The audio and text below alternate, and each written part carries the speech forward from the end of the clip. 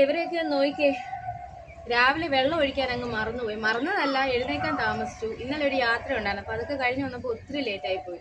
പിന്നെ ഒരു തലവേദന, തൊണ്ടവേദനയൊക്കെ ഉണ്ടായിരുന്നതുകൊണ്ട് രാവിലെ എഴുന്നേറ്റില്ല, വെള്ളം ഒഴിച്ചില്ല. അതുകൊണ്ട് കുറച്ച് വാട്ടമുണ്ട് നോക്കിക്കേ ഇവർക്കൊക്കെ.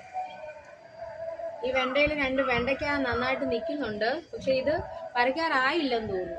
ഒരു 3-4 ദിവസം കൂടി നിൽക്കട്ടെ അല്ലേ? നാളെ നടത്താം. ആ, നാളെ നോക്കാം. ഇനി ബാക്കി വെള്ളം ഒഴിക്കട്ടെ കേട്ടോ.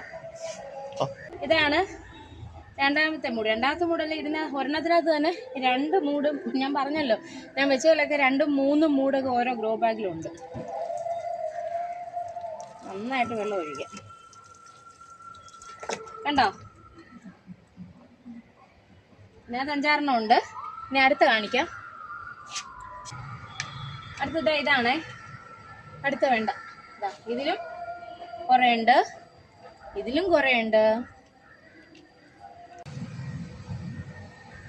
ഇവിടെ ഉണ്ട്, ഇതേലുണ്ട്, പിന്നെ അതാ അവിടെ നിൽപ്പുണ്ട്. ഇതാണല്ലോ, ഇതിനകത്തൊക്കെ ഇഷ്ടംപോലെ ആയിട്ടുണ്ട്. ഇതിനകത്ത് 3 മൂടാണ്. ഇത് 3 മൂട്. അവിടെ നിൽക്കുന്നതിലൊക്കെ 2-3 മൂട് വെച്ചുണ്ട് ഓരോ ഗ്രോ ബാഗിൽ.